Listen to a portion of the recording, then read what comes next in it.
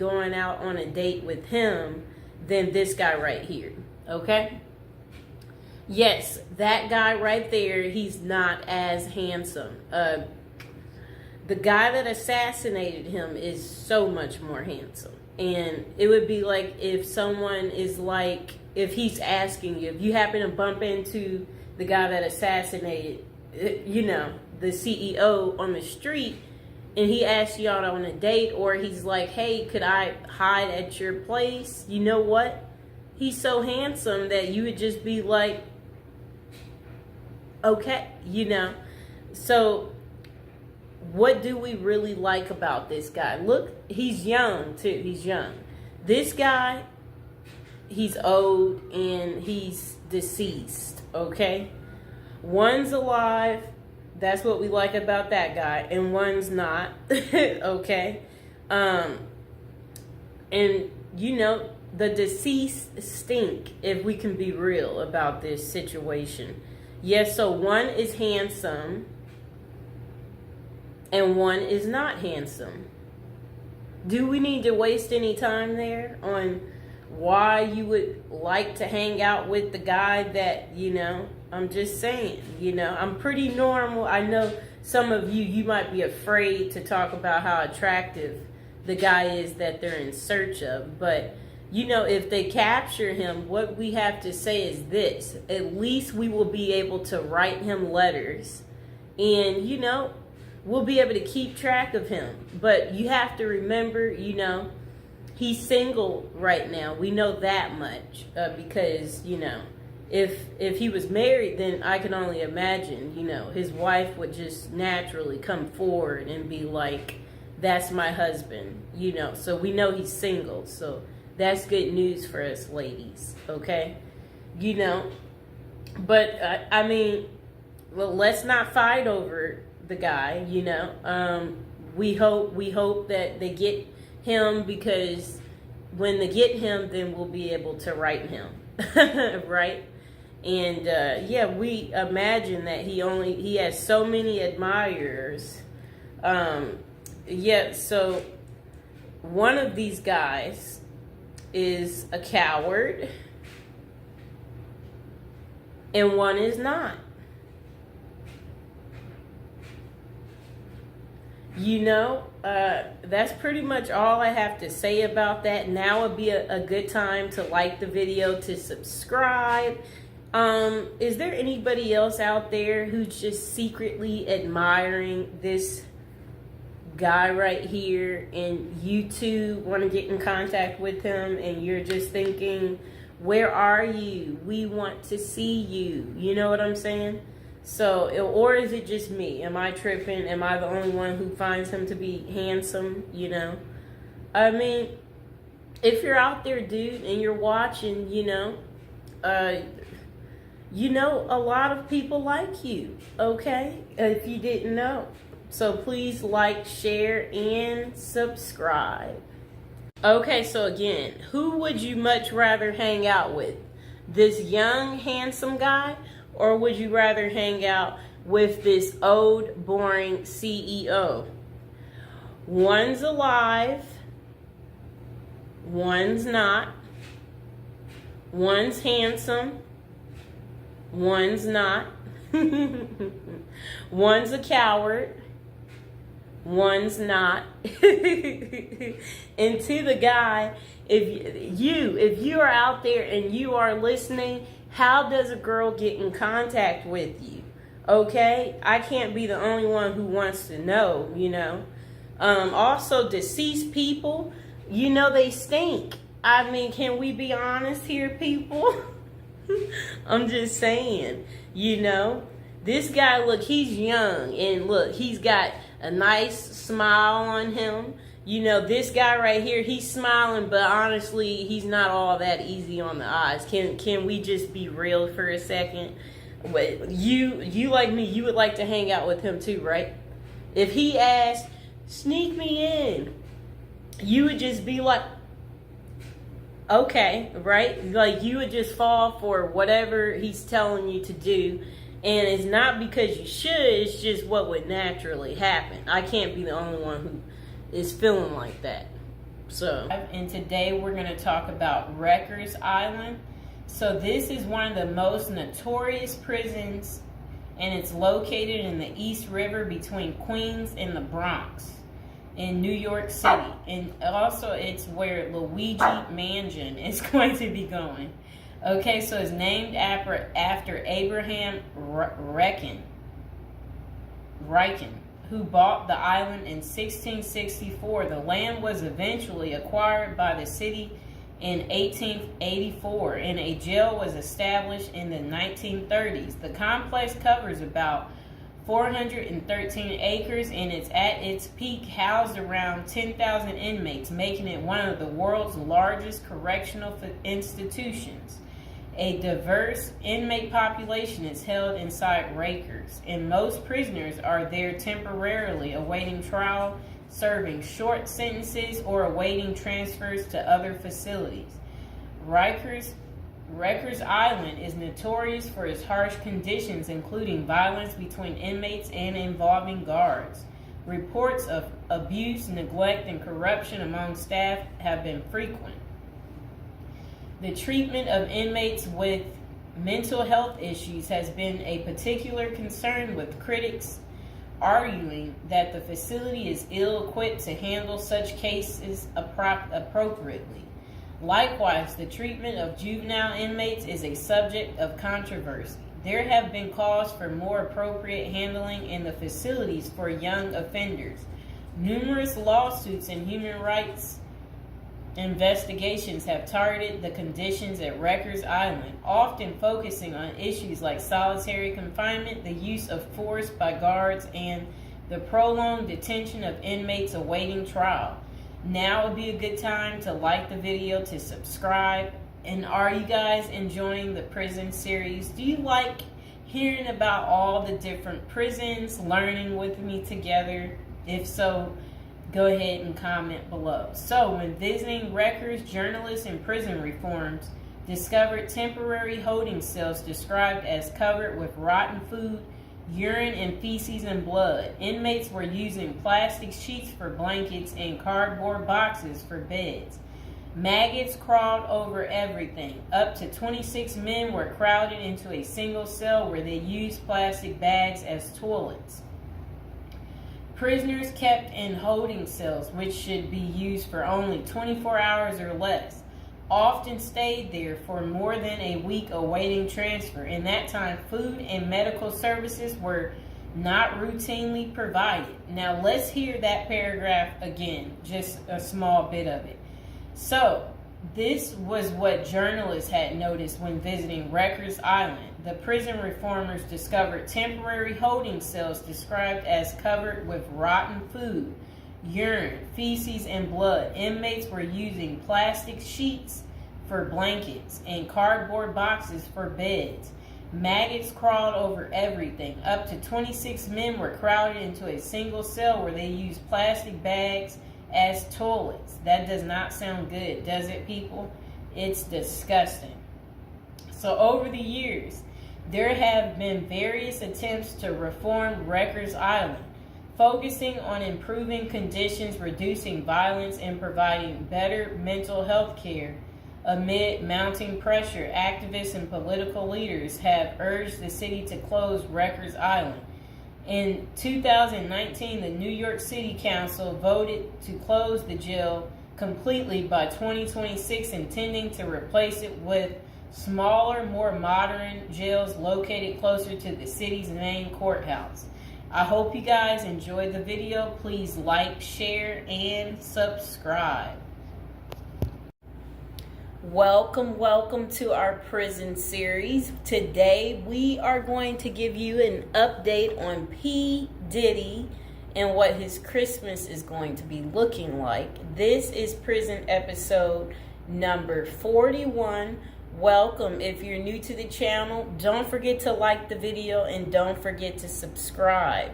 Okay, so Sean Diddy Combs, this will be his first Christmas in jail, and it includes a basketball tournament and a holiday meal.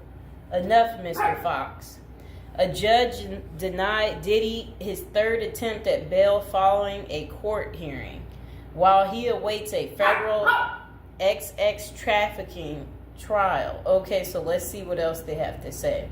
So, all right, his holiday meal. That sounds nice. Okay, so the I'll Be Missing You singer is spending his time at the Metropolitan Detention Center in Brooklyn as he awaits his May federal trial for alleged racketeering and XX trafficking. Diddy has been behind bars since September. Combs, he's 55 years old and his fellow inmates have the opportunity to participate in a card game, dominoes, soccer, and a 3-on-3 basketball tournament. A spokesperson for MDC Brooklyn confirmed to Fox News Digital.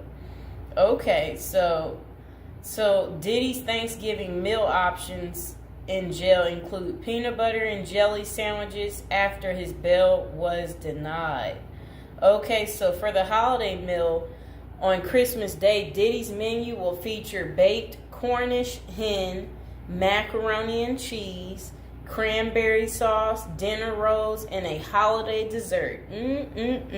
Just sounds too good, people.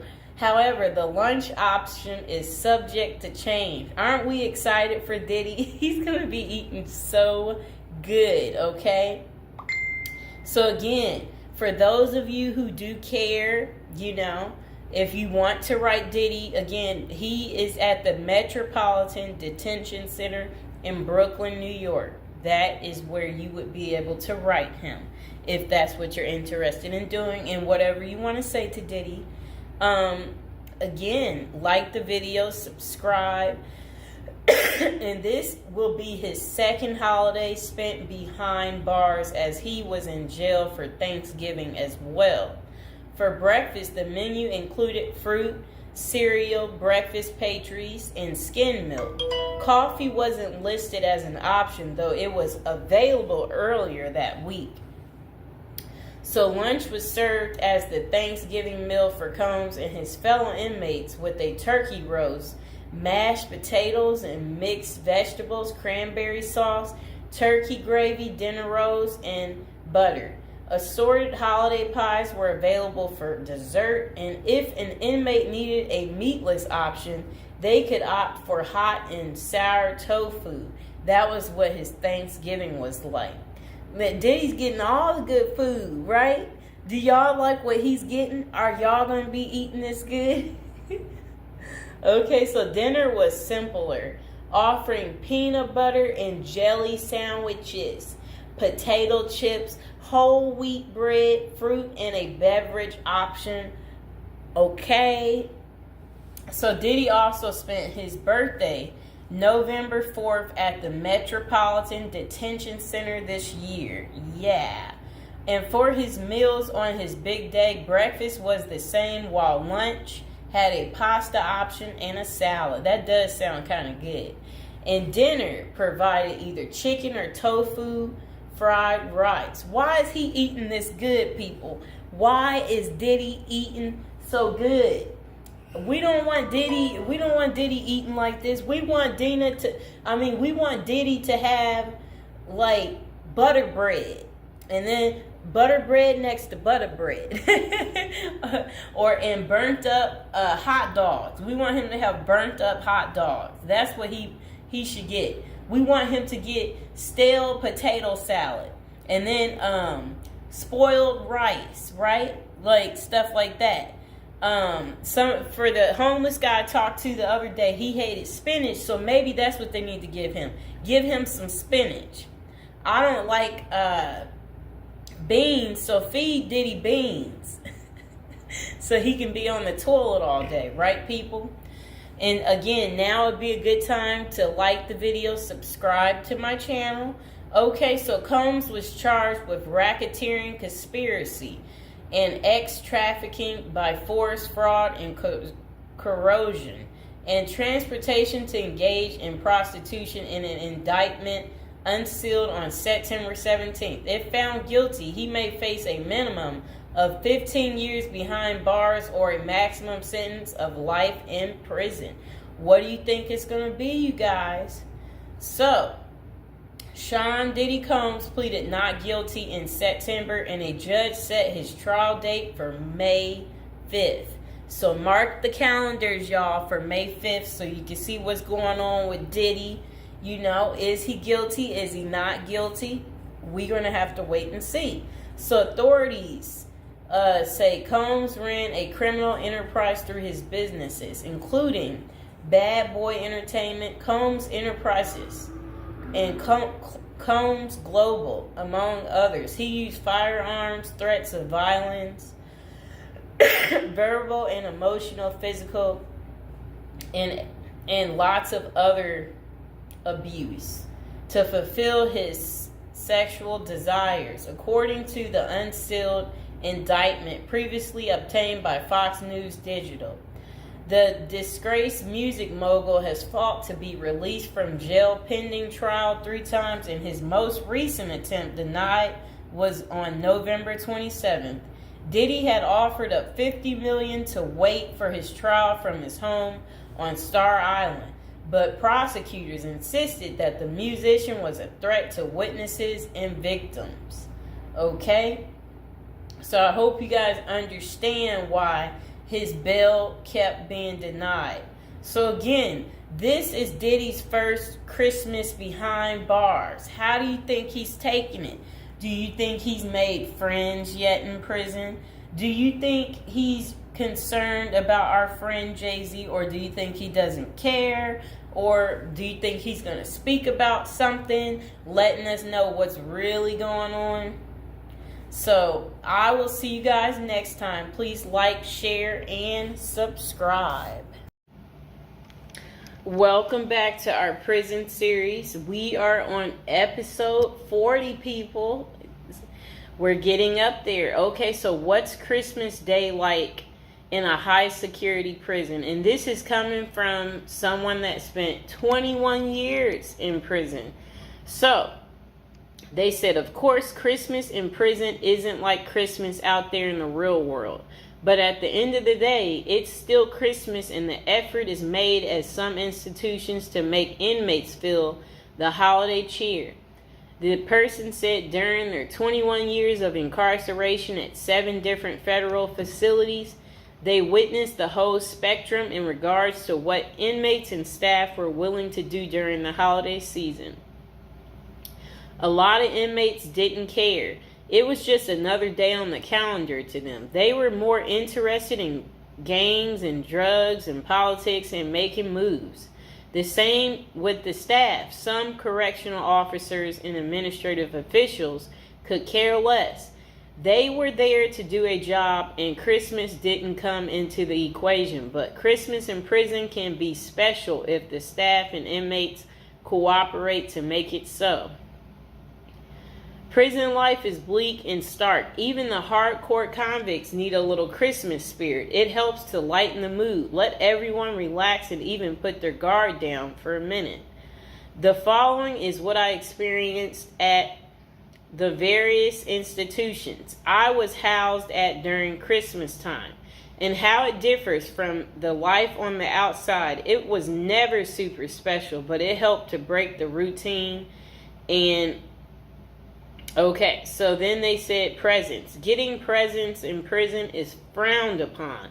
You always hear the stories of the XX predators putting candy on the new inmate's bed. And if that new inmate takes the candy, well, you get the picture. Anytime someone gives you something in prison, it immediately makes your radar go up. Like, what is this dude's angle, or what is he after? That means there is no secret Santa or gift exchange in prison.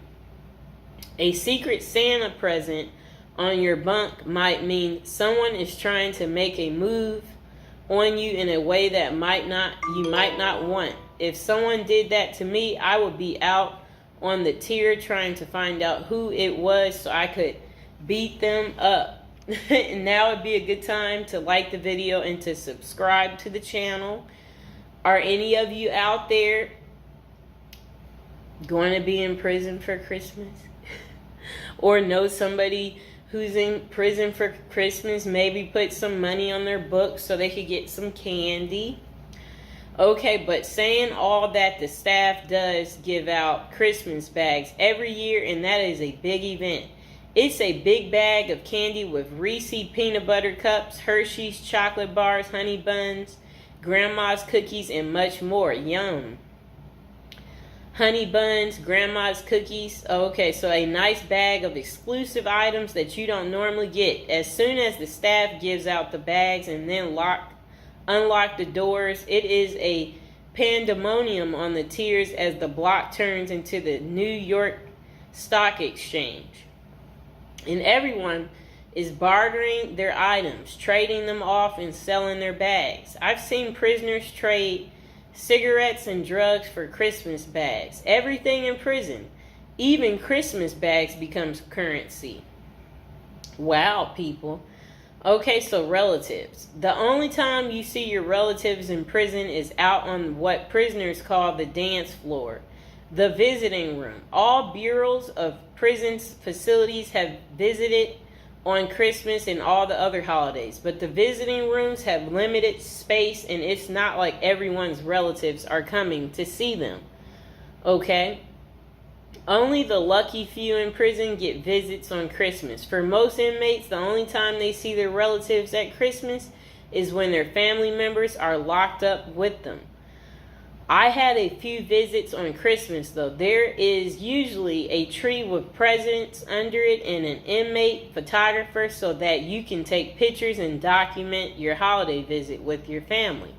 Deep in the neither world of corruption and violence, the only thing is that if you hit the visiting room at Christmas, then you usually miss the holiday meal. But that's normally cool because on the dance floor, you can get all types of exclusive items out of the vending machines that you don't normally have access to. So it's a double bonus. You see your family and eat good, at least by prison standards. So then this person said, prison life is bleak and stark. Even hardcore convicts need a little Christmas spirit. And then the next person said, dinner. The Christmas meal is big. It's one of the only times of the year where the chow hall actually makes an effort to give you a decent meal. There will be corn, stuffing pie, and big Cornish hen. They fill your tray up to capacity and you are allowed your feast. Isn't that good? But the big feasting comes afterwards as the kitchen workers smuggle everything that isn't chained down back to the units. Later that night after Christmas meal, you can get pecan pies, ice cream, and more Cornish hens back on the unit. Isn't that really good? That sounds beautiful. Now would be a good time to like the video and to subscribe. Comment below if you like me doing this prison series and you want to continue to hear more. Okay. So games. In the game rooms, the prisoners go hard on sports. The NBA games dominate the television at Christmas. Prisoners watch games all day, shuffling off to the phones during commercials to call their loved ones and feel some holiday love. Guys will be betting, drinking prison-made wine that we call hooch, eating their smuggled pecan pies and dreaming of the new year and the time they will get out to enjoy a Christmas in the real world. The recreation department also hosts events like bingo card, pool, chess, tournaments, and craft activities. They attempt to go the extra mile for the holiday activities and provide a diversion for inmates missing their family and loved ones during Christmas. Okay, so then they said decorations. Wow. It depends on the counselor and case manager from each unit, and sometimes even the warden for the whole compound. But I've been places where the staff will let you decorate the unit and even encourage you to. At the last prison I was at, FCC Forest City in Arkansas, we put up lights, a cardboard Christmas tree, stockings on a cardboard fireplace, and even a cardboard gingerbread house that inmates made for us. Inmates made paper snowflakes and hung them from the ceilings. Put cutout stars, crosses, and Santa Claus on the walls. It was rather a festive unit. My bunkie even made a little cardboard Christmas tree that he put on his locker. He painted it and rigged it up a light. At the top, that looked like a star that shined in our cell brightly. Every night for my last Christmas in prison, it wasn't that bad. And now would be a good time to like the video and to subscribe. That is how Christmas is on prison day. Did you guys like hearing about the story time of what Christmas is like in a high security prison? If so, comment below, and I will see you guys next time. Okay, welcome back. We are on prison episode number 8. So today we'll be talking about how to prepare to go to prison if you know you're going. So prison is all the rage in Hollywood. We've all seen Oz, the Shawshank Redemption, Orange is the New Black, and Con Air. Their creators got some of the facts right, but they don't tell you how to prepare for prison, do they? If you're going to prison, our goal is to help you in your preparation for incarceration journey. So that's what we want to talk about to help you out. And if you're interested in learning more about prison life and how to prepare, they said online they have a copy of a book. It's like a little pamphlet, Federal Prison Handbook. And if you guys really need it, go ahead and comment below. And while you're thinking about it, subscribe. And, I should be able to include some type of link below to hopefully help you. I hope I don't forget to put it down below. Or consider hiring Zukis Consulting Group to assist you in preparing for going to prison. Whether you will serve 6 months or 6 years, the tips discussed below will help you prepare for your time in prison. You can also book a free initial consultation to speak with a prison preparation coach today. For those with little experience with the criminal justice system, the notion of time behind bars can feel overwhelming. It can feel as though there is nowhere to turn, and any information you read online seems to contradict other information you've seen. We've included useful basic information below on preparing for prison to cut through all the misinformation. So they had created, it looks like a table of contents. So I'll read the table of contents. How to prepare for prison. Going to prison. Steps to successfully prepare for prison. Learn about federal prison. Federal prison facilities. Minimum security prisons. Federal prison camps. Low security prisons. Medium security prisons. High security prisons. United States Penitentiary. USPS, Administrative Security Prison. Research your Pacific Prison. Arrival and personal property. Money in prison. Communication in prison. Get in good physical shape. Get your affairs in order. Preparing your family for incarceration. Appointing a power of attorney. Designating your point of contact. Resolving your medical and dental issues. Creating a list of contact details. Authoritative information about going to prison. Life in federal prison. Stay out of prison politics. Keep yourself busy. Wow. Find purpose. Stay clean. Avoid discussing your charges. Learn the rules. Be polite and respectful. Have a good attitude. Don't struggle with how to prepare for going to prison. We're here to help. If only Diddy had this. Okay, so now let's get into how to prepare for prison. It's essential to prepare in advance if you have been convicted or pleaded guilty to a criminal offense and are waiting for sentencing. According to the United States Sentencing Commission, the average federal prison sentence imposed is approximately 147 months. That's a lot. Less than 20% of offenders serve a prison term below 5 years. This means no matter the nature of your offense, your confinement to federal prison will likely disrupt your normal life for a minimum of a couple of years. Essentially, adequate prison preparation eases the transition to your new life behind bars. It might not take away the hard realities that follow losing your freedom, but knowing what to expect and how to navigate your life inside the prison can be the difference between a smooth transition and a turbulent offset. Losing your freedom is hard enough, especially for your emotional and psychological well-being. Thus, managing any preventable hardships or mishaps can go a long way in promoting your mental health while serving your sentence. At Zeus Consulting Group, we help potential federal prisoners prepare for their incarceration by equipping them with information to navigate their life behind bars. Our criminal justice system largely fails to reform convicts.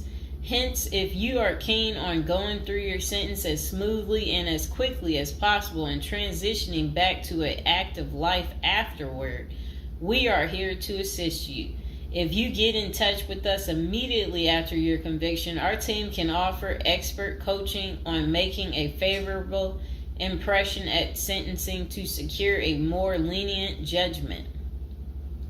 In addition, we coach our clients on how to live a meaningful life during confinement by cultivating their abilities, keeping them out of trouble, and developing an excellent record. These are essential factors that can enhance your overall life in prison and improve your chances of serving a shorter sentence. Okay, now let's get to the part talking about going to prison, steps to successfully prepare for prison. At the Zuski's Consulting Group, they walk through the various steps you need to take adequately to prepare for a smoother transition in your life in prison. Generally, criminal conviction comes with potentially life-changing consequences, and the period before incarceration is the hardest for most people and their families. We understand you may be stressed and anxious about what lies ahead. For this reason, we are committed to providing you with essential coaching that you can implement immediately to get you ready for custody. Let us take a look at some of these preparing for incarceration tips. Learn about federal prison. Depending on the nature of your offense, the court might order you to self-surrender, or you may go into the custody of the U.S. Marshal Service. Whichever way, you need to arm yourself with knowledge on what to expect in the federal prison you report to. This means reading quality prison preparation books and speaking with a knowledgeable advisor who has ideally done substantial prison time in the system where you will be incarcerated and at the same security level. So if you know someone who has served as much time for you as the same charge that you have, that's the mentor you should be talking to and linking up with to learn more about what prison life might be like. Okay, so it says the Federal Prison Handbook, the definitive guide to surviving the Federal Bureau of Prison, is the best book for this. We tell it like it is and do not offer false promises to scare you into opening up your checkbooks. Take this step seriously. You must build an informational foundation to make good decisions in prison. Federal prison facilities. There are over 100 federal prisons across the nation, and they operate at 5 different security levels: minimum, low, medium, high, and administrative. The security levels are determined by features such as security barriers, presence of external patrols, detection devices, guard towers, type of inmate housing, cell or dormitory, staff to inmate ratio, internal security measures. Below is a rundown of the features of each of the security levels. Okay, so it says minimum security prisons, federal prison camps, dormitory housing, low staff to inmate ratio, limited or no perimeter fencing, work and program oriented, prisoners with less than 10 years remaining plus minimum violence history. Okay, so that was for minimum security prisons, which is federal prison camps. Okay, so low security prisons mostly is dormitory or cubicle housing, higher staff to inmate ratio compared to minimum security prisons, double fenced perimeter, strong work and program offerings. Prisoners with less than 20 years is what low security consists of. Medium security prisons, mostly cell type housing, higher staff to inmate ratio compared to low security facilities, strengthened perimeters, wide variety of work programs, greater internal controls, all types of prisoners but with less than 30 years remaining on their sentencing. So the minimum is for, again, people who didn't commit the worst of the worst. And then low security, same thing, less than 20 years. Well, they're not the same thing, but and then medium means like you're going to be there a while, but you'll be there less than 30 years. Okay. High security, okay, is United States Penitentiary, USPS, single and multiple occupant cell housing. Highest staff to inmate ratio, highly secure perimeters, close control of inmate movement, all types of prisoners, but sex offenders and informants are highly likely to be victimized. Administrative security prisons. Administrative security federal prisons have special missions. For example, pretrial offender detention, treatment of seriously or chronically ill offenders, confinement of escape-prone, violent, or extremely dangerous inmates. So that's administrative security prisons. So, all right. Okay, so administrative facilities include federal medical centers, federal detention centers, the federal transfer centers, and others. Please see our Administrative Security Federal Prisons page for more information about these institutions. Operations and privileges such as leisure time vary widely at each security level. At the Zuskis Consulting Group, we can help you understand the implications of being held in any prison, regardless of the security level. But generally, through the Federal Bureau of Prisons, BOP, ultimately decides where to confine you. Your attorney may request your designation to a facility that best fits your needs. Okay, just a moment.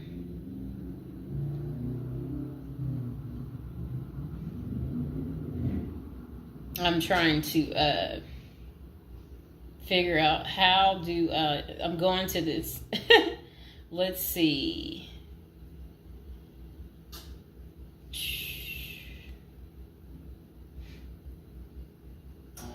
Know why I keep getting these numbers calling.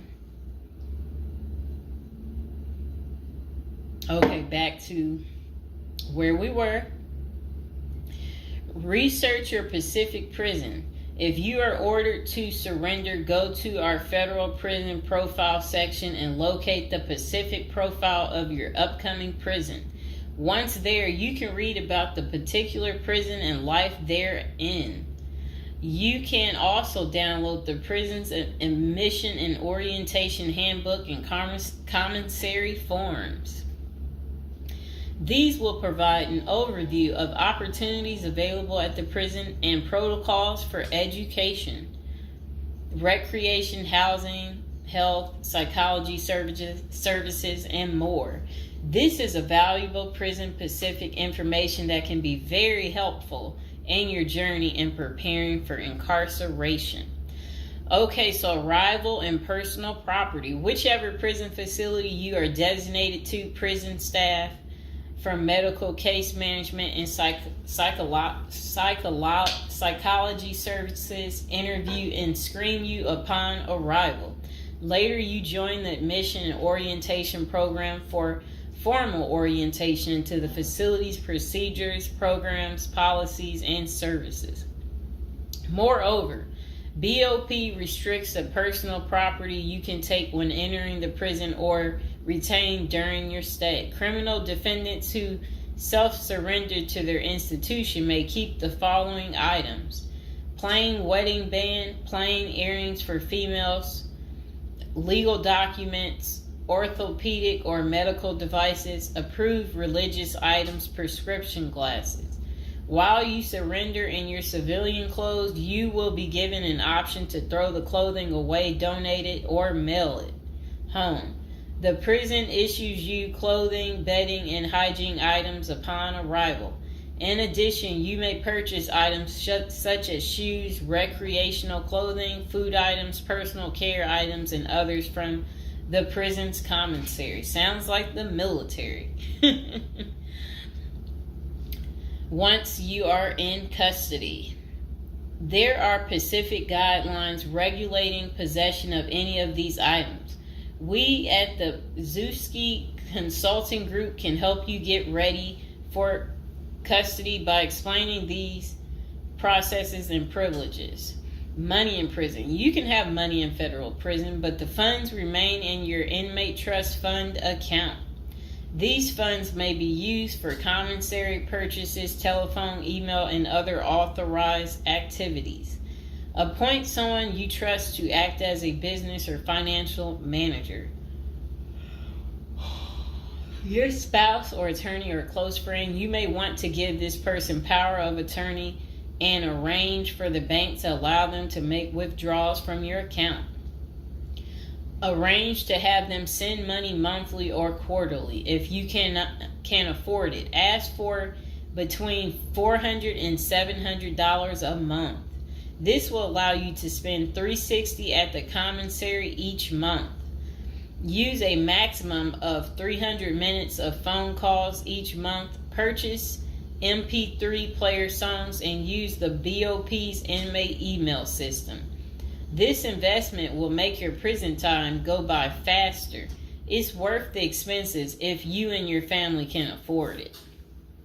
So again, ask your family to send you about $400 to $700 a month, because the commissary, they allow you to spend $360 a month, and then they're just saying that use a maximum of 300 minutes, of phone calls each month, and then you should be able to use the inmate email system too. In addition, your family and friends can send you money through MoneyGram, Western Union, United States Postal Service. Please see our page on sending money to federal inmates to learn more. Note that your account number must be affixed to all such transactions. Funds sent through MoneyGram and Western Union are processed every day of the week, including holidays. Communication in prison. Communication with family and friends is essential during your time in prison. In addition to fostering your emotional well-being, maintaining ties increases the possibility of successful re-entry into the community. The Bureau of Prisons provides the following communication avenues for prisoners and their families and friends. Inmates and receiving parties have the option to pay for phone calls. The scaled-down email service allows federal inmates to email with approved contacts, but the inmate must pay for any time spent drafting or reading emails. Inmates may send and receive mail through the U.S. Postal Service. Prisoners may receive subscriptions directly from the publisher without prior approval, newspapers, magazines, and journals. Okay. Get in good physical shape. Exercise has immense health benefits, both physical and mental. It is normal to get depressed as you contemplate preparing for incarceration. However, exercise can help keep stress levels down and allow you to focus on what matters most, creating a positive transition to better your experience in prison. You will have plenty of time in prison to develop good fitness. However, starting now is beneficial as you equally need your energy levels at peak as you rush against time to get your affairs in order. Moreover, if you end up confined, especially in a higher security facility, looking physically fit may play to your advantage, though you should purpose to stay out of all conflicts at all costs. There probably isn't any pressuring need to learn how to fight if you are housed at a camp, minimum security, or low security federal prisons. But if you're headed to a higher security level, you may want to hire a personal trainer to become as fit as possible, even if that just means looking tough. So if you're at a higher security level, you might encounter more threats. That's what they want you to know. While we don't advocate employing violence, conflict avoidance is almost always the best answer in prison. It's not the worst idea to consider taking self-defense classes to learn how to protect yourself. This is essential piece of how to prepare for prison. Violence in prison is genuine concern, and people do get hurt. A fight is never a good idea, but you need to prepare in the event of everything going wrong and escalating into conflict. Get your affairs in order. Going to prison is the last thought on anyone's mind. Even when your case goes to trial, you always hope there's a chance of fighting the allegations and winning the case or earning a lenient sentence. That does not involve imprisonment. It is understandable if you are still in denial and hoping the case might turn out favorably. However, denial only works against you, as it may hinder you from taking advantage of the short time you have to get your affairs in order. Before losing your freedom, even if there is a slight chance of getting a lenient sentence, preparing for prison is essential if things don't go as expected. Some of the matters you need to take care of include preparing your family for incarceration. Your family will be devastated by the idea of you being locked up and the potential dangers it might subject you to. It may take a while before they come to terms with the likelihood of living without you. However, you need to sit down with them and discuss life without you. If you are the primary provider, you may need to organize how bills will be paid in your absence. This may even mean working at downsizing the family's lifestyle if there are not enough funds to maintain the same lifestyle. If you live alone, you need to make arrangements for your property so that debts do not accrue in your absence. If you have young children, they may not understand the long-term implications of your absence at the moment, but it will soon affect them, so you need to plan the best way to help them cope. Consulting a psychologist is vital, as they can suggest ways to help both you and your family cope in the short and long term. Lastly, it would be best to inform your family that they can reach you either through email or written correspondence. They should also expect you to call them regularly or through video visits whenever possible. While preparing for incarceration is critical, maintaining family contact while you are away is equally as important. Okay, next is about appointing a power of attorney. Generally, a power of attorney grants another person the ability to control your affairs in your absence. This could be your spouse, parent, child, sibling, or trusted friend. If you appoint someone other than your spouse, you could grant the power to two people who should consult each other before making any decisions about your affairs. This may eliminate conflict and guarantee extra safeguards against misuse of the powers. As you do this, ensure you draft a financial plan on how the finances should be utilized while you are in prison. You may also want to create a rough budget of your financial needs in prison and coordinate how the money will be channeled to your commissary account. Designating your point of contact. Before surrendering to prison, ensure you identify a primary point of contact. This could be a family member or a close friend. We can work with this primary point of contact as questions or issues arise. Additionally, this person will be able to better advise your family and friends of your status, location, and information. Please note that prison staff seldomly release information to family members. For example, if your family calls your unit team seeking information about your status or healthcare matters, they will not release information. With this being said, we have our clients sign a release information authorization, thereby enabling prison staff to disclose information to our team members.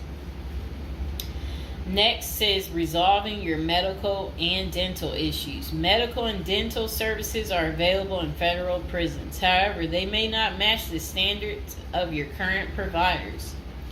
Care is often substandard, slow, and usually not forthcoming. This is a crucial element in preparing for prison. You will do yourself a big favor by dealing with this now and not waiting until you are in prison. If you have pre-existing medical and dental issues, get an evaluation from your doctor before surrendering. Likewise, it can be a very good idea to update your glass prescriptions and resolve any dental matters before surrendering. It can also be helpful to obtain complete copy of your medical records from your doctor. If you take any prescription medications, ask your doctor to draft a letter explaining what the medications are, and what underlying conditions they treat.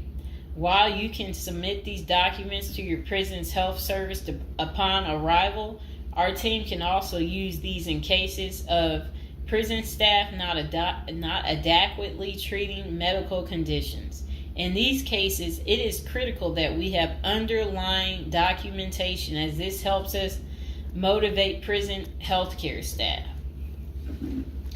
Creating a list of contact information. Before going to prison, prepare a list with contact numbers, mailing addresses, email addresses for all the people you may need to contact during your confinement. This way, you will not get stranded whenever you want to contact a particular person. Additionally, try to fit this contact list on one double-sided page. Many receiving and discharge officers will allow self-surrendering inmates to retain this page. If not, we also recommend our clients provide us with a copy of their contact list. We overnight this contact list to our clients on the day of their arrival. Authoritative information about going to prison. In the past, people used to go to prison utterly oblivious of what lays ahead and would endure untold hardships before they adjusted to their new life. This is not the case today. There are dozens of books, guides, and other programs that help defendants prepare for their life behind bars. While we cannot attest to other firms, books, or products, our team regularly assists clients preparing for prison. Here are a few of our book offerings: Prison Education Guide, Federal Prison Handbook, Directory of Federal Prisons. While waiting for your sentencing or self-surrender date, ensure you gather as much information as possible to enlighten yourself. Most prison preparation resources are written or produced by ex-convicts who have served long sentences in federal prisons, or experts who have worked closely with the inmates and are familiar with the criminal justice system. Researching widely and reading available credit resources can be an eye-opener enabling you to adjust to your new life quicker.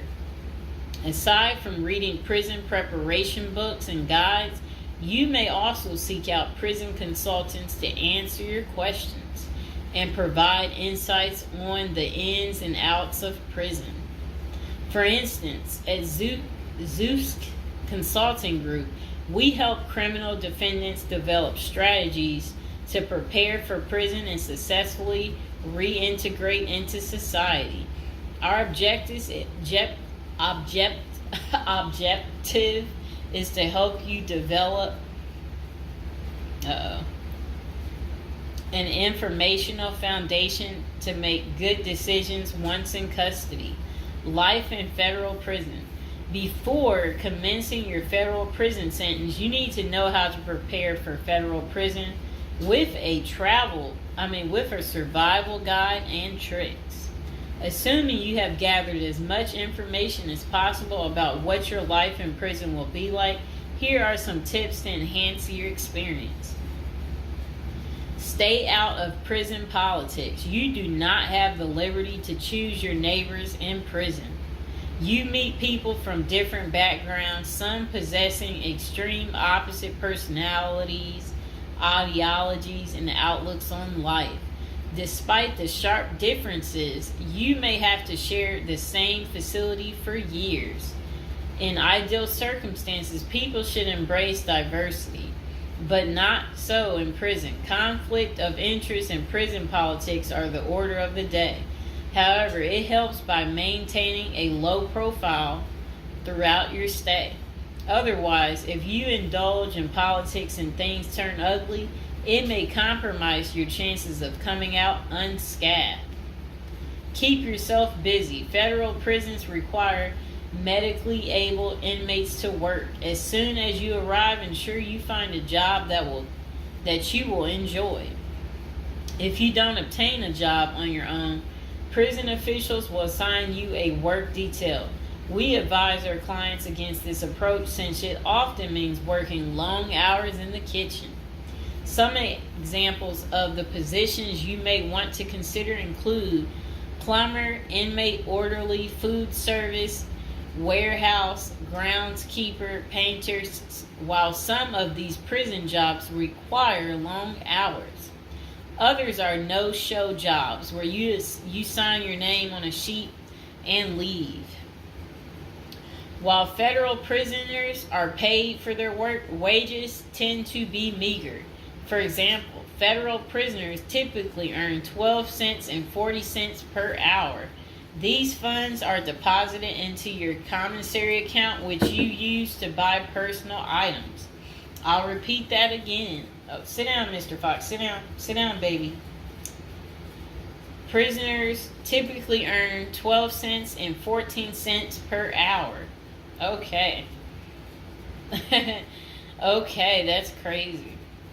So when in prison, find purpose. A period of incarceration equals a lot of available time on your hands, which can be positive or negative. It's your choice. Many positive activities in prison can help you find purpose in life, even help you improve your circumstances upon arriving. College correspondence courses, writing, exercising, and teaching in the prisoner's education department are just some examples of many activities you can become involved in, which will give you purpose. This purpose will help carry you through your sentencing. Okay. Pursuing a purpose during your time in prison can make your stay more meaningful and manageable. For example, you can learn a new trade, write a book, discover philosophy, find spirituality, or purchase other professions. Likewise, we help many of our clients further their education behind bars.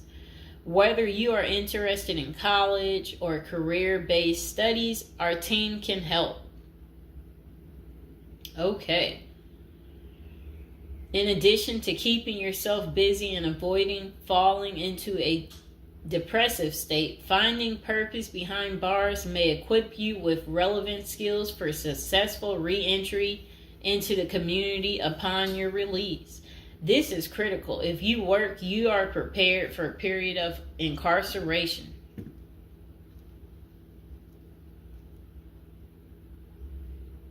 So, yes, that's very critical.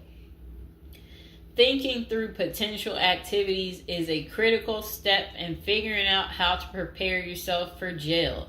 How you find purpose is up to you.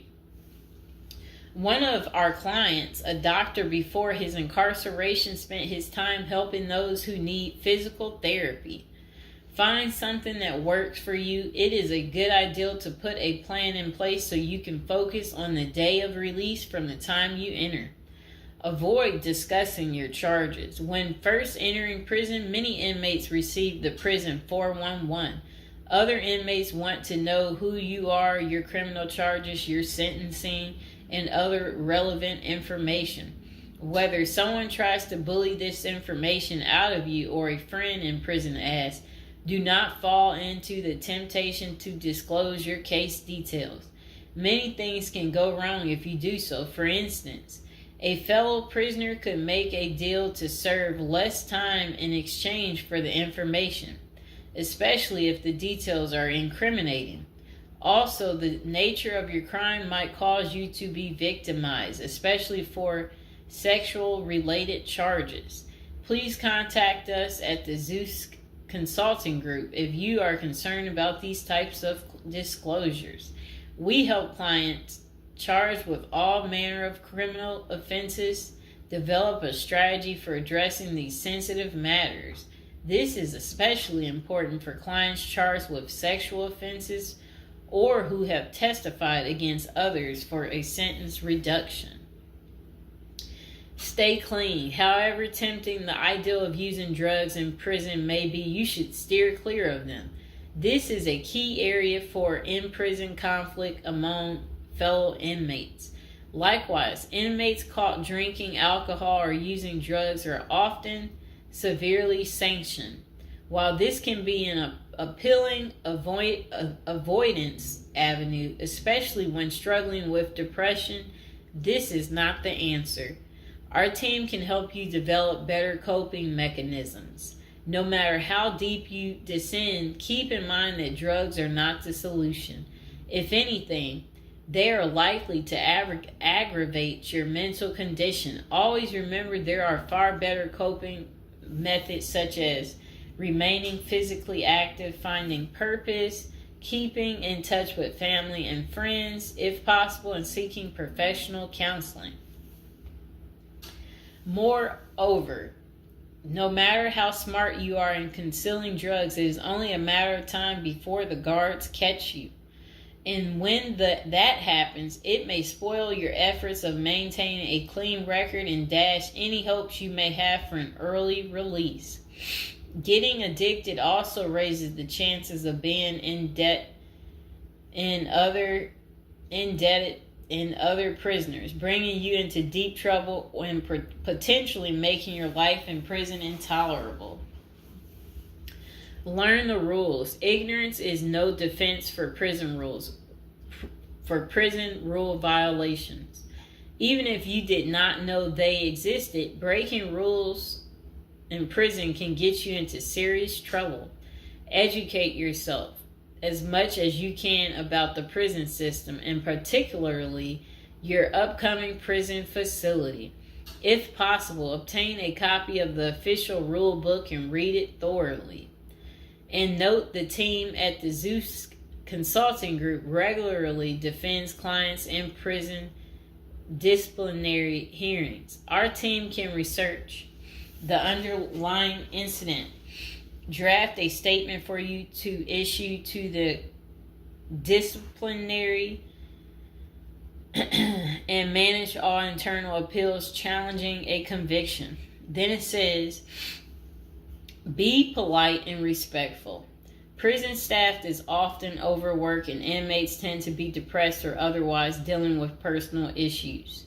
Since serving time in prison is often unpleasant, practicing active conflict resolution techniques is important. Tempers are likely to flare quickly. and you do not want to step on anyone's toes. As a general rule, being polite and respectful is the best way to survive in prison, while reducing headaches and other interpersonal conflicts. Even when a staff member is unreasonably demanding, avoid engaging in actions that might make them feel challenged. Being polite and respectful can go a long way to making your time more manageable. Next thing is to have the right attitude. The moment you enter prison, your life takes a turn. You might lose friends, family outside of prison. Even those you did not expect to abandon you may just do that.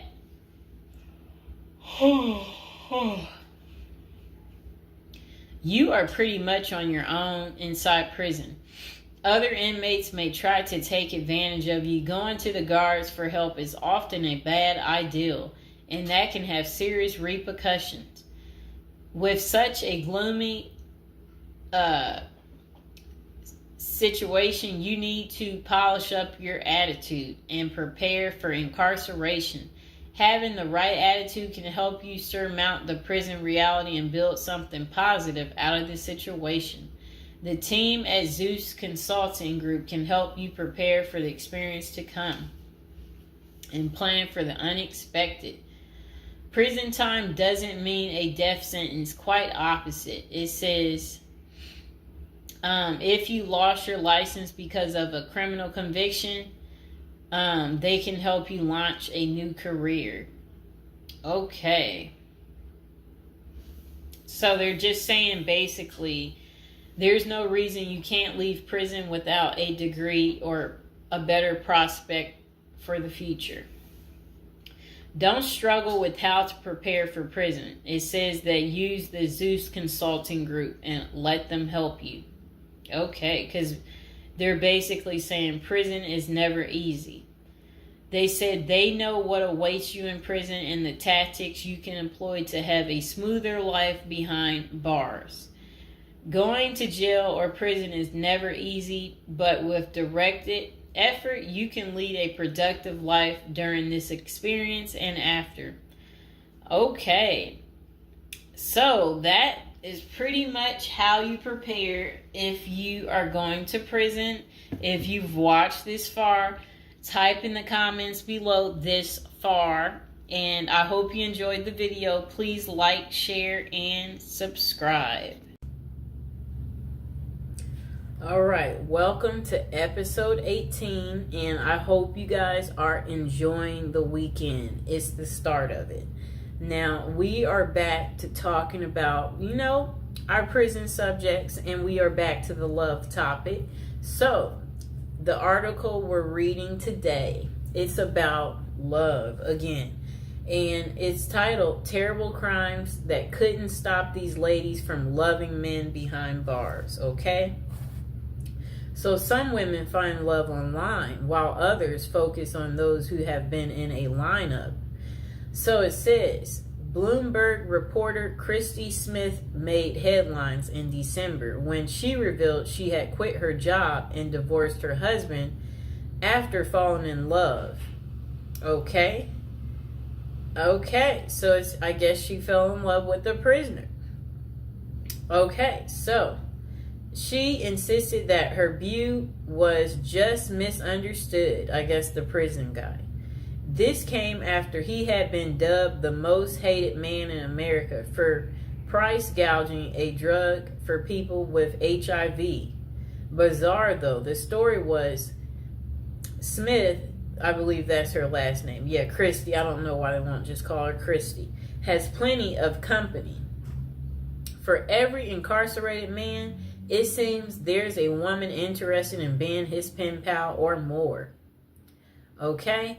Christy Smith, a former journalist who helped break the story of a white-collar criminal, Martin Shkreli, Wright became romantically involved with him while he served a federal prison sentence for fraud. Okay, I'm about to show her. She looks fairly normal, too.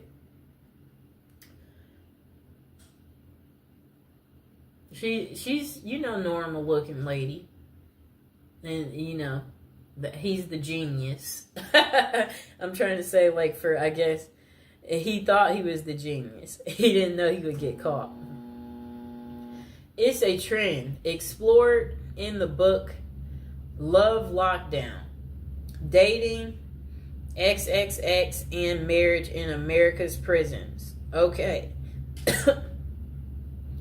Greenwood decided to start researching prison marriages after her own extensive correspondence with jail white-collar criminal Samuel Israel III, currently serving a 22-year sentence in Butner, North Carolina federal prison for mail fraud and investment advisor fraud. Oh no.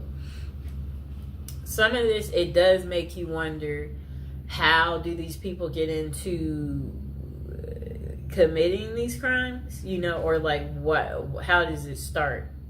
What do you get away with one thing and then it makes you think, oh, I could do that again and get away with it. And then you keep getting comfortable enough. You get so comfortable that you keep on, and then you eventually leave footprints.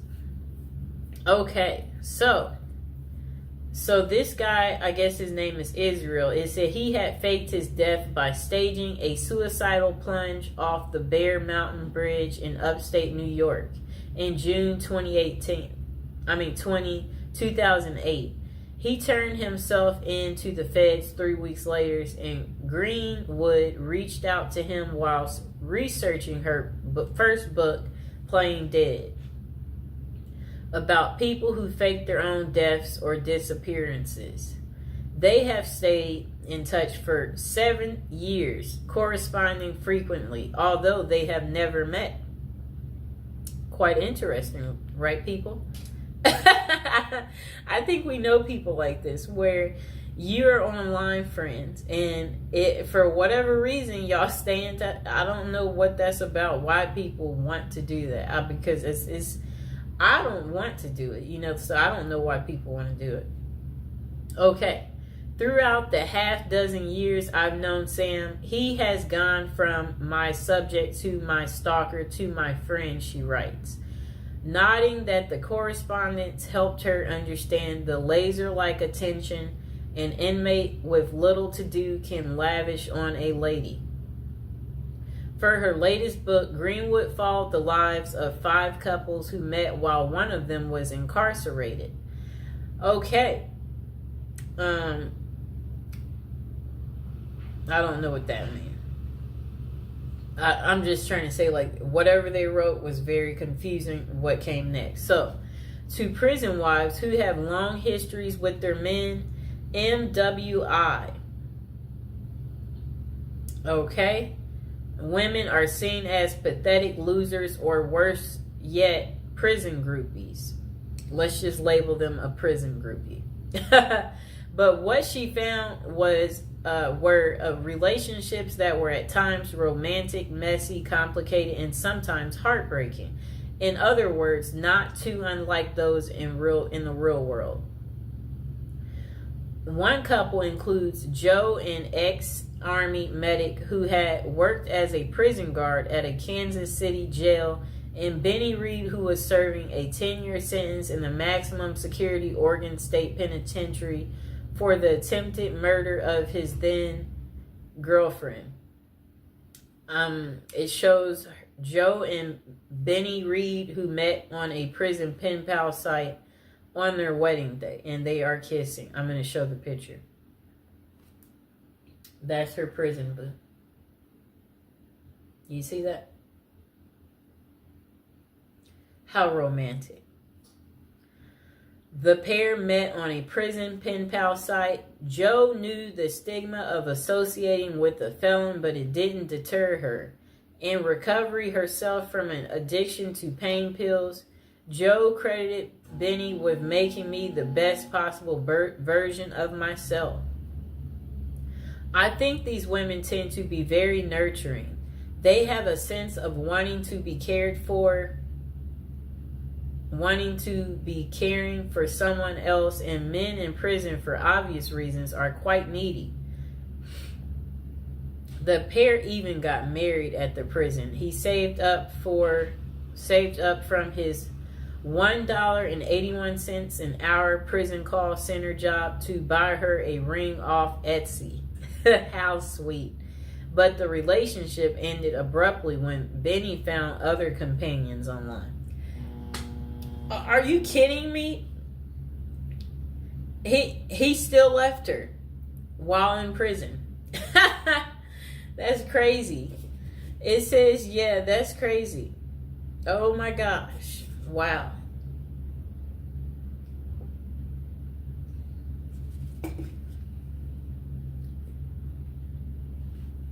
I'll reread that part for you. The pair had even got engaged at the prison. He saved up from his $1.81 an hour prison call center job to buy her a ring off Etsy. But the relationship, it ended abruptly when Benny found other companions online. Wow. Even in prison, they cheat and they're greedy. Just why do women fall for imprisoned men? According to Dr. Fred Berlin, director of the Johns Hopkins XXX and Gender Clinic, there tends to be this trait of intense mothering in prison wives, writes Greenwood. I think these women tend to be very nurturing. They have a sense of wanting to be caring for someone else, and men in prison, for obvious reasons, are quite needy. But not every prison wife goes into a pen pal relationship looking for love. Sheila Rule, a longtime foreign correspondent for New York Times, met Joe Robinson while doing volunteer work for a prison ministry. She was corresponding with more than a dozen inmates when a compelling letter came from Robinson, an East New York native serving 25 years for murder. Now, I have to look at this close up. I guess she was really lonely too. Okay, I'm looking at them. Oh, how are they in bed together? They must. She must like spent that one weekend day with him. This is funny. He has on regular clothes. Let me show the picture. Yep, she met him during her volunteer. Okay, so look. That lady I showed you, Sheila, a longtime foreign correspondent for New York Times, met Joe Robinson, the guy that you saw there, while doing volunteer work for a prison ministry. She was corresponding with more than a dozen inmates when a compelling letter came from Robinson, an East New York native serving 25 years for murder. As a pen pal, he was looking for a young lady, and Rule, who had been married twice, was in her 50s, 20 years his senior. She let him down and flat out told him that she couldn't be his companion but could be his friend. For a year, the two exchanged letters that were deeply vulnerable but very flirtatious. In 2003, he convinced her to visit him in person, where the relationship switched from friendship to romance. And they wed in 2005. That's 2 years later, after he convinced her to visit him. They've now been married 15 years, 12 of which Robinson was in prison. She says the marriage is happy and familiar, like an old shoe. That's so funny. Like, it's like a shoe. Still, Rue initially told few people about the relationship. When she decided to tell a friend she thought was progressive, the friend asked how she could be with someone charged with murder. I'm not marrying Joe's past, she told the friend. I'm marrying the person he's become. Do you like her excuse? So that's the end of Terrible Crimes. How it couldn't stop these ladies from marrying men behind bars. I hope you guys liked the video. Don't forget to like and subscribe. Let me know, are you enjoying the prison series? Is it very lovey-dovey? Is it giving you the romance that you seek in your life? And if you are enjoying it, let me know in the comments below. All right. Welcome to episode 17. Today we'll be talking about prison letters and why women love men in prison. Okay, it's been a while, but we are back. So this episode is about prison letters. The interest came when I received a letter from the Oregon Department of Corrections. It was from an inmate, and he was addressing someone he seemingly had a connection with in the outside world.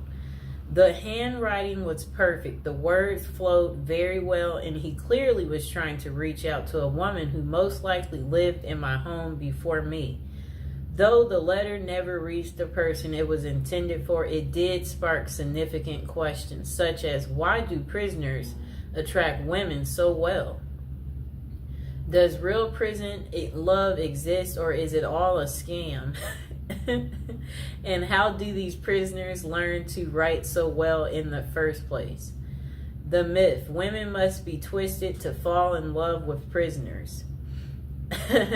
Look, this phobia, I've never heard of it. Hybristophilia. When it comes to having a strong attraction to social deviants, criminals, and prisoners, hybristophilia comes to mind. This is a paraphilia where people are aroused by people who have committed outrageous acts such as cheating and crimes, including the R word and people who are murderers. The thing that makes this so interesting is that it is different for everyone. Some are more passive about it while others are aggressive. Okay, so it says passive hybristophilia. This is when someone is drawn to criminals, but they do not act on it or try to assist them in any way. They may show passion through being an advocate for the prisoners or simply enjoy movies such as OITNB and Prison Break on a deeper level. Whatever that means. I guess that just means you like watching shows that are very criminal. So I guess I can give an example of someone drawn to a criminal. Do you remember that movie called Out of Sight with George Clooney and Jennifer Lopez? Remember Jennifer Lopez in the movie? She was a cop. And George Clooney, he was the criminal. And remember, she got kidnapped by George Clooney.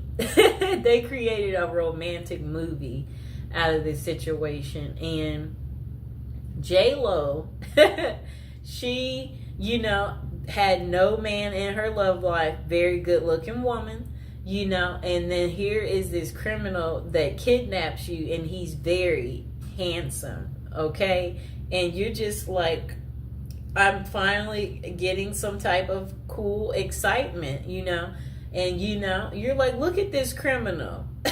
Like, why would I tell on this criminal? I never get this level of fascination. That's how J-Lo felt, So, yeah, like at the end of the movie, they were trying to catch him. And the other cops asked her, did you see him? And she kind of like froze, like, because she's wondering, do I tell them? Because she is at work and she is in uniform. She's a cop. And she's like, no. Like, she's not going to rat on him because she fell for the criminal. And before that, her and George Clooney, remember, he's a criminal and he's on the run. And she's a cop. So, he had her number, so what happens is the criminal contacts you. Look, the criminal contacts you. You're at home and you're sleeping. The criminal contacts you. And then you wake up because it's the criminal. And then when the criminal is contacting you, that's when you're like, you're all ears because you don't know when you'll ever talk to this criminal again because he's calling like private. And you're enjoying this because you're like, where are you? I haven't I haven't heard from you in a while. I'm surprised to hear from you. That's what happened to her. He randomly calls, but she can't call him back because I understand this clearly, especially when you don't want to get caught in some type of way where I'm like, you know what, I want to be friends with that person, but they know this and that, so that could be bad, where you just, you have to think about certain things where you're like, it might not be the best to that's kind of what the criminal was feeling, because he knows at the end of the day she's a cop, and it's her job to bust people like him and put them behind bars. So anyway, they had their secret meetup in the movie, and their secret meetup, where they went out to dinner. They both was just, it was a night to just enjoy one another, talk to each other, clarify, yes, so why haven't I heard from you? And then he's like, well, blah, blah, blah, blah, blah. And then they had their one night of passion. It was an unforgettable, I guess, moment. That was her one night of fun. And then that was pretty much the end of it. And then she didn't hear from him anymore. It was a really, really good movie. Probably one of her best movies. Okay, so look, back to aggressive. The next one's called aggressive hybristophilia. This is where trouble can arise. These are men and women who proactively help the criminal they are attracted to. This means they could lure victims in, cover for criminals, bury bodies, and other severe acts. Bonnie and Clyde are the perfect example of this type. I'm trying to think, do I know of one like this? Where men and women help the criminal they're attracted to. This means they could lure victims in, cover for criminals, bury. Okay, I'm trying to think. That one I can't think of. It's not a fast one that just comes to me. Okay, so why do so many prisoners / criminals in relationships? The answer is quite simple. It is a mixture of hybristophilia, the desire for excitement from their mundane lives, the long distance passion, and the fantasy of it all makes people drawn to that lifestyle. In fact, there are over 40 different websites that cater to prisoner dating, such as meetaninmate.com. And then potential consequences. Though it would be nice to have a happy ending every time, there are significant consequences from dating a known criminal. For example, a book called Dream Lovers: Women Who Marry Men Behind Bars. Jacqueline Wilcox Bailey talks about a real-life incident. Two sisters walked out of their long-term, boring relationships to get with prisoners. When those men were released, one of the sisters was murdered, and the other was beaten and tortured, which sent her supposedly posed lover back to jail. I think they mean prison. With this as a possibility, always be aware of the dangers you could be subjecting yourself. If you decide to follow that journey, with that being a solid case, does that mean that all prison love is fake and they are nothing but predators? Then they said myth. There is no such thing as true love in prisoners.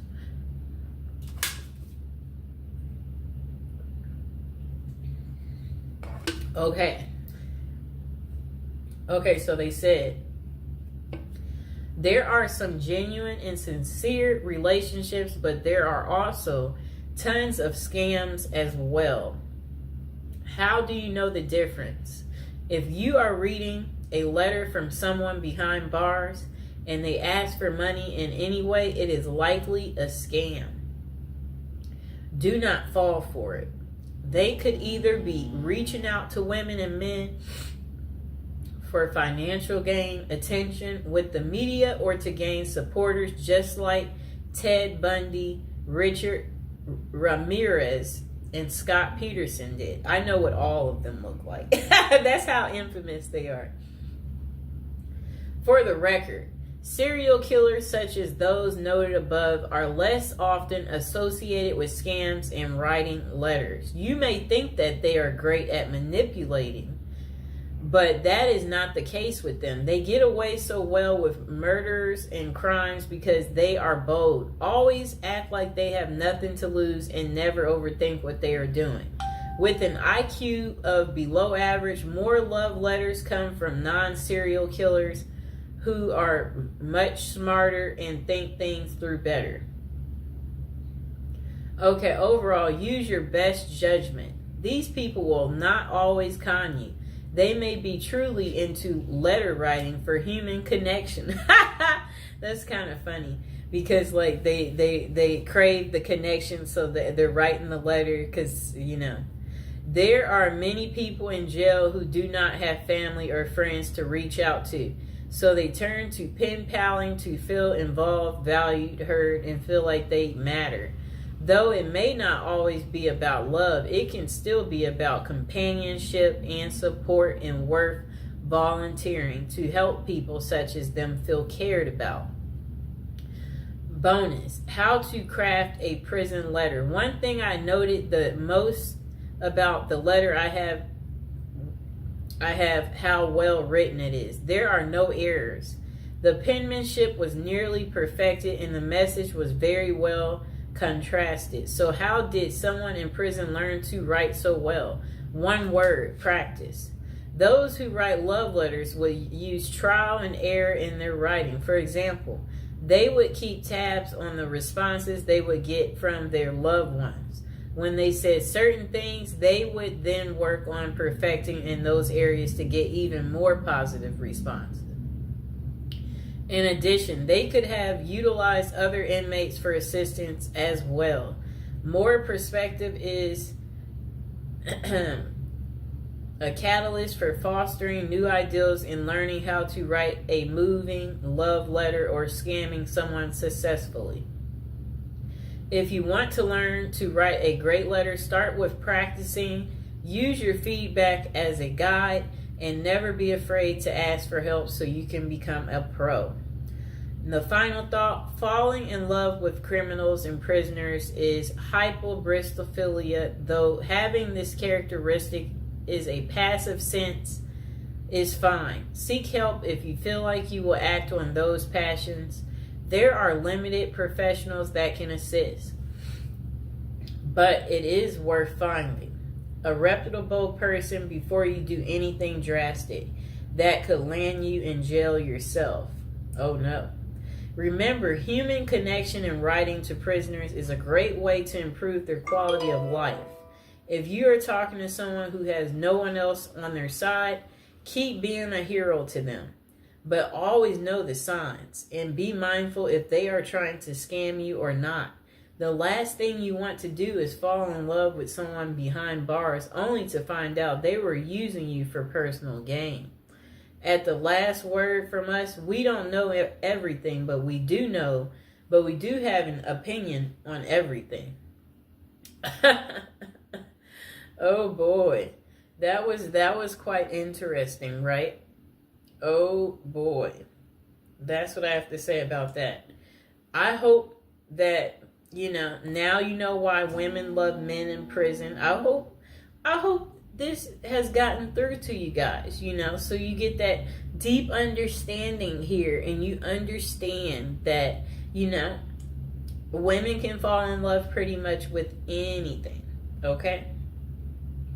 So please like the video, please subscribe, comment below if you're dating a prisoner or if you want to date a prisoner. And if you are enjoying these episodes, let me know. Welcome to episode 2. Back on our Prison is a Retirement Plan for Seniors. And today we're going to be talking about people using prison as a retirement plan in Japan. Of all places. Okay, let's get to it. So they said seniors in Japan are having to steal just to cover basic expenses. But it's all part of their plan.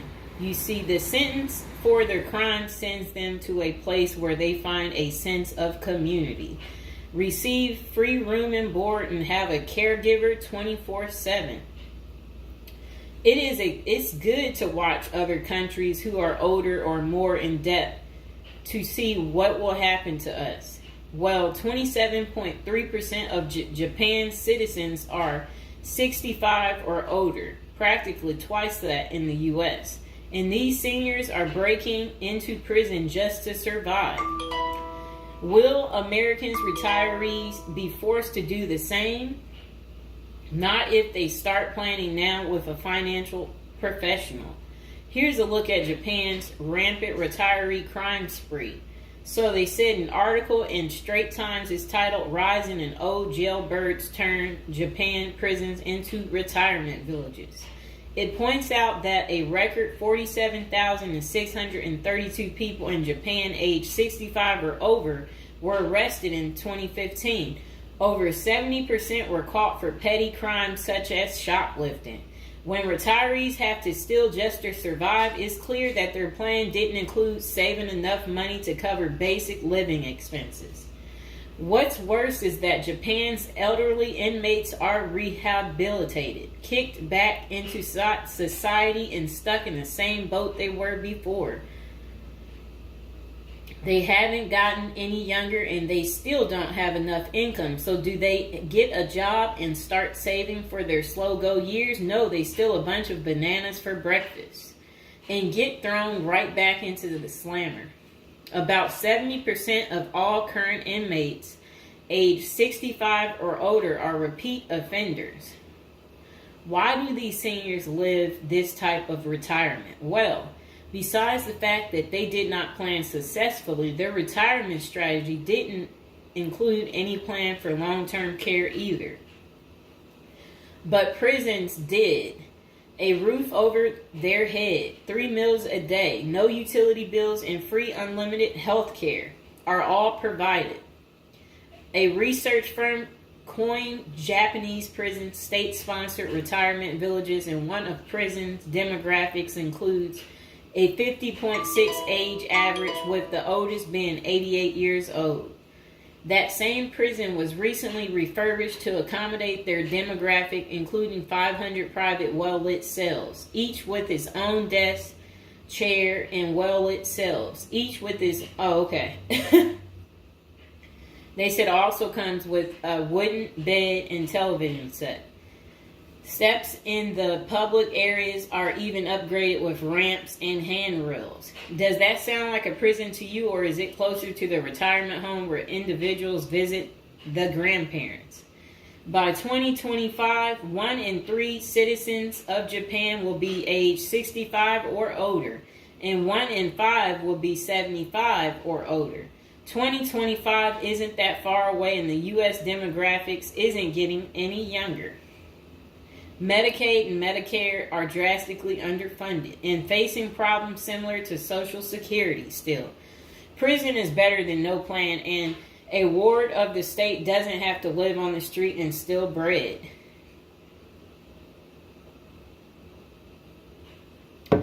Okay, so that was pretty much the end of that. Do you guys feel sorry for them? Do you agree with it? Is this still your plan, your retirement plan, since you didn't plan? Or is it your backup plan? Is your plan A, plan B, plan C? Well, we will do another video about this coming up. Just be patient, and we will get to it, and we will find out if prison is going to continue to be the perfect place for you to retire. And again, if you're watching from prison or you were recently in prison, don't be afraid to like the video, subscribe, and comment below. Bye. Hello, welcome to our first episode. We're going to do a little storytelling about, prison, different subjects every day. Okay. So now we're going to be talking about people using prison as a retirement plan. It's a little odd, right? I mean, but The previous day, I was doing videos on like retirement type of situations for people, and I was so shocked. So people were like, they ran out of money, and then they were like basically saying that their retirement plan, since they have no money, is to commit a crime so they can try to figure out how to pay, like, so because they said they can't keep paying anymore because basically they don't have enough money and they didn't make the right choices when they were younger. Okay, so let's get into people's opinions online talking about prison as a retirement plan. Okay, so this person said, hypothetically speaking, of course, that said, I think prison as a retirement plan might be sound. 3 square meals, climate control, a bed and medical care, a decent library, assuming hardened criminals don't mess with the old guy, and relatively quiet time to read or write. Interesting. I think you could shop prison systems like you would a retirement home and commit the crime in the appropriate manner. Then this person said, help me understand how prison would be worse than a retirement home or sitting in front of a TV. And they're trying to say, yeah, prison doesn't have the cost. And here's Mr. Fox making his appearance like he usually does. You no longer have to pay taxes or have any costs associated with retirement. You can be completely reckless and not save up money to support yourself in old age, and you can enjoy life now. If you are lucky, you can work in the hobby shop all day making license plates. You can be terrible at that and still get food. You don't have to listen to an old lady nag every day before you argue that you won't be able to visit your kids. How many old people wait hopelessly for visits that never come? Card games in the yard, puzzles, crafts. You might even be able to paint or play music. I bet you could even find a personal trainer to keep your fitness up. There is always the outside chance you can get away with the crime and extend your reckless spending until you finally get caught. This could be the Gen X answer to the Social Security crash. Oh, I like what they're saying because, they try to say Social Security will be gone for us once we reach a certain age, and I believe them. Because plus, we constantly hear about them talking about they're going to get rid of Social Security. So, might be true. So we got to plan ahead, right, you guys? So maybe I should take up tattoo artists as a hobby to prepare so I can get some extra smokes and a serving of Jell-O. Now, what crime do you commit and at what age? Embezzlement seems a solid choice, but I think you might need a life sentence to make this work. And then it says that it would be messed up to get kicked out of prison. Seriously, not serious. I don't think people get kicked out of prison. I think they get, if they have good behavior, I think they can possibly get out. Okay, so it says maybe a Fed club, laughing out loud. And then another person said they liked that post. They said that's a nice thought. Then the other person said, what do you mean? That would be a problem for me because it's a lack of freedom and privacy. And the next person said, crazy but interesting concept. I have heard of the homeless committing crimes just to get off the street. And the courts read right through it and cut them loose. Interesting. That brisk morning stuff on the freezing stainless toilet and that toilet wine would round out a nice day. Laughing out loud. I guess they know how to make toilet wine. I think I would rather be in prison than homeless. If things were really bad, go on a robbery spree and hide the money for when you get out. Ha ha ha ha ha. And if you were to ask me, which would you rather do? Oh, that's terrible. Be homeless on the street or be in prison? Prison wins hands down on this one. The guaranteed bed and the guaranteed meal, the library, the friends when you get your free time, I'm just saying. I don't think the cold streets are for everyone. Okay, so this person said, I'm guessing these are also an issue in a retirement home, except you still pay taxes and rent. I have to guess, but gawking the old guy is not going to be high on the list of pastimes for convicts. Spider is so, wow, I don't think we want to say that. Okay, so this person is talking about people being taken advantage of in prison. So we will skip that part because the way they wrote it was inappropriate. So the next person, they showed a big guy and said, don't be wasting no soap, pick it up. So these are the kind of people that you will encounter. Okay, I guess he's the booty bandit. All right. To expand upon this, I would fly to Sweden and then do something at the bank I saw. You know what they was talking about. I saw a documentary on the Swedish prison system. It looked nicer than many retirement homes, laughing out loud. Then this person said, is this like a shining moment like Johnny in the Mountains, laughing out loud? This person said, I retired to a dirt cheap third world location before intentionally going to prison.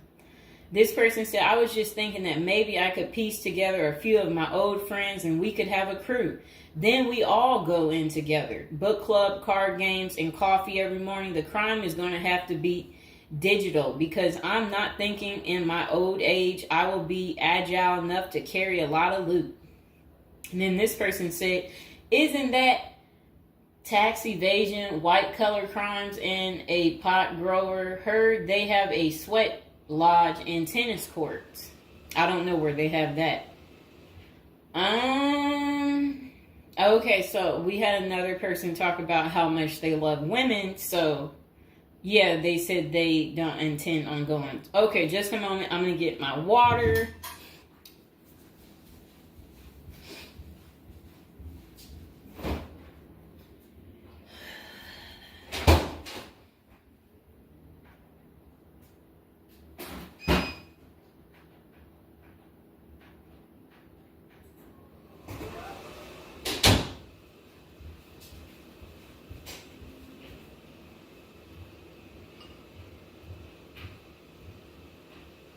All right, it got a little hot.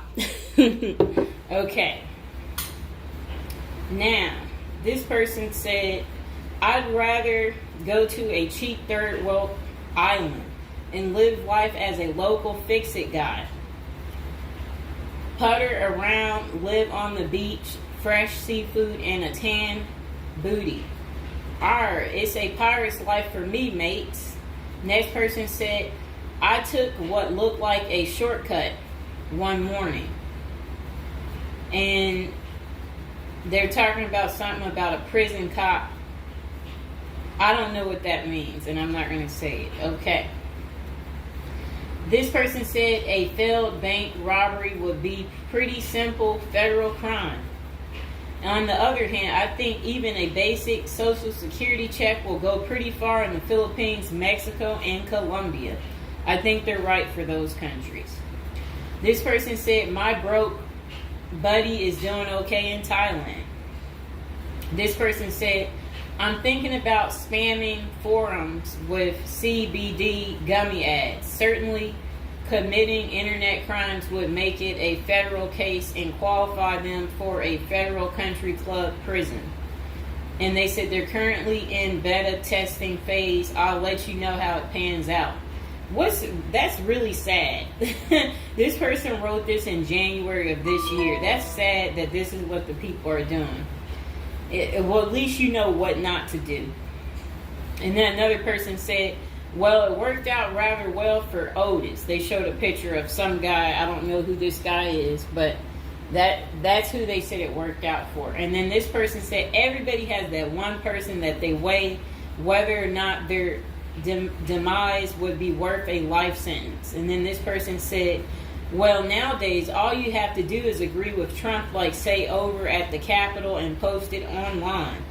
And then this person said, P.S. I hear San Quentin is nice, happy face. And then they I guess posted something about that prison. The person is trying to say that the prison guards at San Quentin are friendly. I doubt that. This person said, you got too much time sometimes. And then this person said, I think if old age and life and retirement got so bad to the point I was considering prison, I would think I would eat a bullet first. Okay. This person says, take out a politician and live like an illegal immigrant. Better than the middle class nowadays. Whatever they mean there. This person said, first off, if you are a Gen X or younger, getting an SS payment, that crap is estimated to crash the year I qualified. We were taught that our senior year of high school back in the 80s, so we can't plan for that. Second, I think the chances for clean drinking water will be better in prison than in a third world country if you choose wisely. I didn't think about that. So stick to the U.S. prisons if you're really thinking about this. It said banks don't keep enough money these days. I think I will be too old to try and take down an armored car. Gotta go with a federal crime that is a light lift, maybe a Ponzi scheme. Does anyone want to pre-order a UTV? Question mark. This person said, might want to rethink your screen name if you're going with this plan of retirement. Just saying. Maybe something like Spider or Smiley, question mark. This person said, this is a nice big Ponzi scheme. Throw in some racketeering and evade federal income taxes. Just be sure. Plus you'll have a blast before you get caught. They did a little emoji with shades on the cool emoji. This person said if you land in a California prison, you even get yoga classes, free education, and you have a government-sponsored sex change. So you can end up in a female prison eventually. Rob, we won't say what they said there.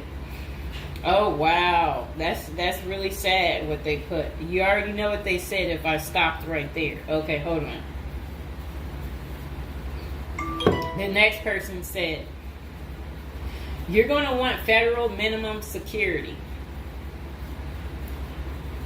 Identifying as a woman would have perks, but you would have to listen to your cellmates for the rest of your life with nowhere to go.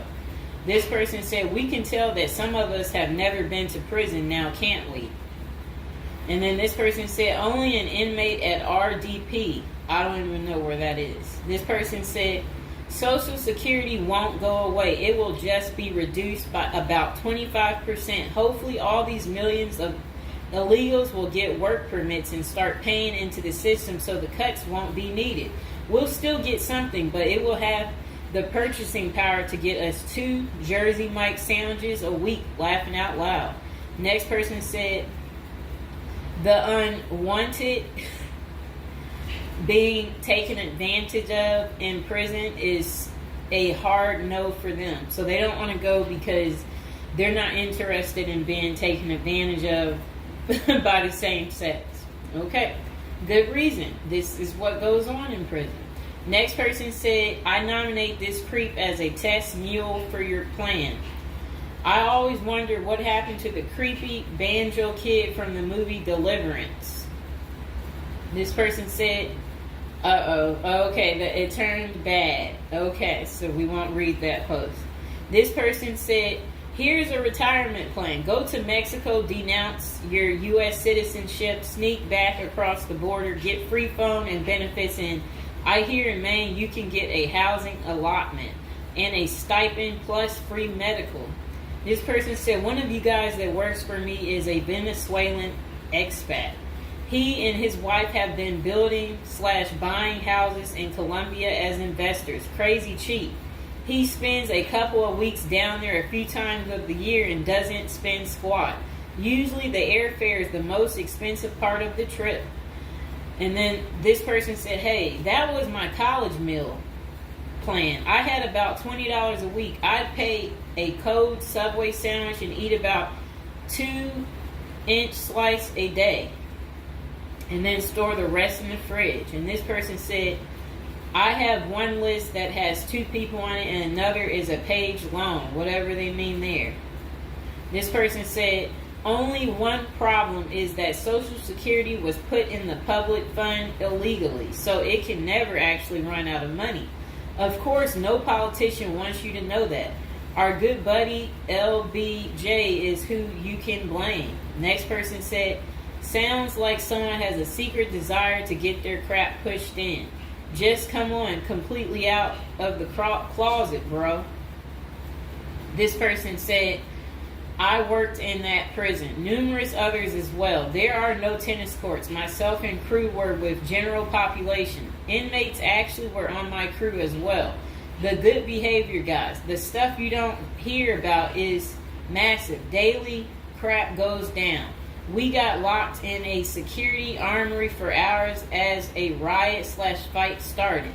Literally locked us in for safety. Going through Sallyport down the halls with cells on each side. The more the blood stains from fights, it's not Hollywood. The most scary individuals are actually the guards. A few can be normal or 2 civilians working inside. Most don't separate good and bad humans very well, at least not behind the walls. I made a promise to my family and self I would never do a prison project again. It messed with our heads. You go in at 7 and literally can't leave until 3. No cell, no camera, no eye contact, no talking to inmates. They constantly try to talk to you relentlessly. I saw things in there that I will never leave my mind. I did meet an old lifer. I was taken to the guards' cafeteria for lunch. The cook had been in that same kitchen for 30 years. He was a pretty friendly old guy. He knew he had it good, but hadn't been out of the walls for over 40 years. I have many, many stories, but I don't tell many, especially on social media. Really, it's not worth the risk of telling. The women prison in downtown San Diego is really crazy scary. Many don't know right in the downtown is a maximum prison operated by one of the big business operations. Okay. Series not seriously a good topic. Okay. And we have one more person telling us something. Years ago, I was at my buddy's house. His older brother had just got out of prison. I didn't even know he had an older brother and no clue what he was in for. I remember he couldn't settle down at all, just hanging around in the garage. He couldn't stand still. And it was almost like he was looking to get in trouble.